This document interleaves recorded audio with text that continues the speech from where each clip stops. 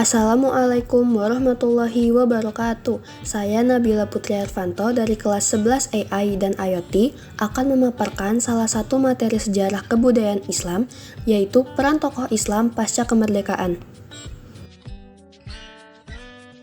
Setelah Indonesia meraih kemerdekaan, tantangan baru muncul dalam membangun bangsa yang berdaulat dan berkeadilan.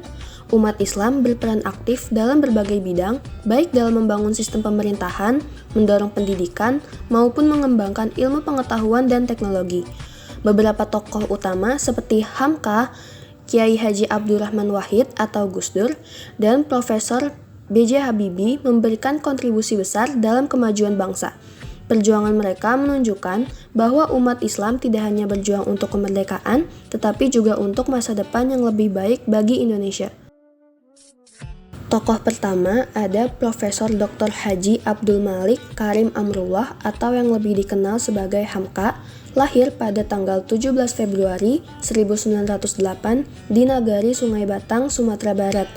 Ia dikenal sebagai seorang ulama, sastrawan, wartawan, dan intelektual muslim yang berpengaruh di Indonesia. Sebagai seorang autodidak, Hamka mengembangkan pemikirannya dengan banyak membaca literatur Islam dan sejarah. Ia aktif dalam Muhammadiyah dan berkontribusi dalam gerakan Islam modern di Indonesia. Selain itu, ia menulis banyak karya sastra dan pemikiran Islam seperti Di Bawah Lindungan Ka'bah dan Tenggelamnya Kapal Van der Wijk, yang memperkuat posisinya sebagai sastrawan besar. Hamka juga pernah terjun ke dunia politik melalui Masyumi sebelum partai tersebut dibubarkan. Ia menjadi ketua pertama Majelis Ulama Indonesia serta menulis tafsir Al-Azhar yang masih menjadi rujukan utama dalam kajian Islam di Indonesia. Setelah mengalami berbagai tantangan, termasuk pemenjaraan pada era Soekarno, Hamka tetap teguh dalam perjuangan dakwahnya hingga wafat pada tanggal 24 Juli 1981. Ia dianugerahi gelar pahlawan nasional pada tahun 2011. Selanjutnya ada Kiai Haji Abdurrahman Wahid atau yang akrab disapa Gus Dur. Gus Dur atau Kiai Haji Abdurrahman Wahid lahir pada 7 September 1940 di Jombang, Jawa Timur. Ia berasal dari keluarga ulama terkemuka dengan kakeknya Kiai Haji Hashim Asy'ari sebagai pendiri Nahdlatul Ulama.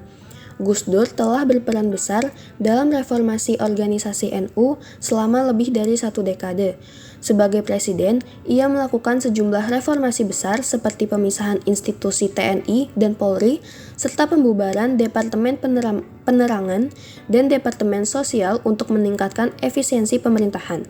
Kebijakan lainnya yang sangat berpengaruh adalah pencabutan larangan penggunaan aksara Tionghoa dan penetapan Tahun Baru Imlek sebagai hari libur opsional. Pemikirannya terus dikenang dan diwariskan oleh para pengikutnya yang dikenal sebagai Gus Durians, yang meneruskan nilai-nilai keadilan, kemanusiaan, dan kebangsaan. Yang terakhir, ada Profesor Dr. Insinyur Baharudin Jusuf Habibie atau yang lebih dikenal sebagai B.J. Habibie. B.J. Habibie lahir pada tanggal 25 Juni 1936 di Parepare, Sulawesi Selatan. Ia dikenal sebagai seorang ilmuwan dan teknokrat Muslim yang berperan besar dalam pengembangan industri strategis Indonesia. Sebelum menjadi presiden, ia menjabat sebagai Menteri Riset dan Teknologi selama 2 dekade. Dalam perannya sebagai Ketua Ikatan Cendekiawan Muslim Indonesia, ia aktif mendorong pengembangan ilmu pengetahuan dan riset di Indonesia. Sebagai Presiden ketiga Indonesia, Habibie mengambil langkah reformasi yang berdampak besar.